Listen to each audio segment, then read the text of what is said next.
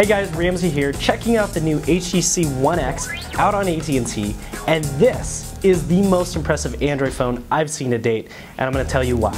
The first thing you notice with the HTC One X is the display. It is gorgeous. In fact, when I hold it up next to my iPhone 4S, it's arguably better, if not certainly comparable. And this is the first phone that I've used in a while where I thought the display was maybe even better than the iPhone. In terms of what's under the hood, a 1.5 quad-core processor, 4.7-inch screen, 8-megapixel camera on the back, and 32 gigs of storage. The size feels really nice, but it actually is a little bit bigger than an iPhone. I've got my iPhone here.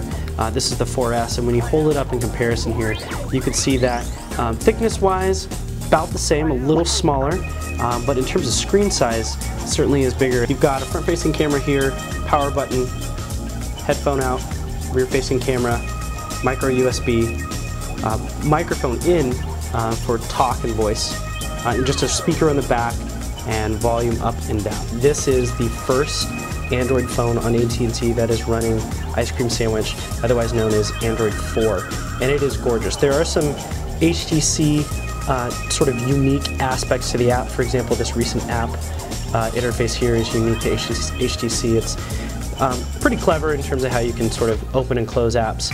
And then also actually when you turn the phone off and then back on, HTC fans will remember the TouchSense UI here where you drag actually the application to launch it.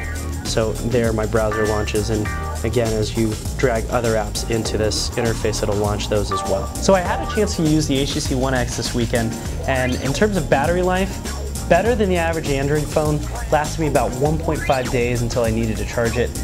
In terms of call reception though on the AT&T network, no different than the iPhone, so pretty good in terms of clarity. The camera on the HTC One X is pretty nice. 8 megapixels on the back here in terms of the rear-facing camera that it's got. But again, the app is really nice in terms of the interface. It's really clean, really simple to take photos. As you can see there, I just pressed photos, so it was really fast and responsive in terms of how quickly it operates. One thing though that I really like with this app is that, and really with Android 4, you can add real-time effects to the photo before you actually take it. So you can see here some of the distortion effects that I've done, even this sort of dots filter that it's got.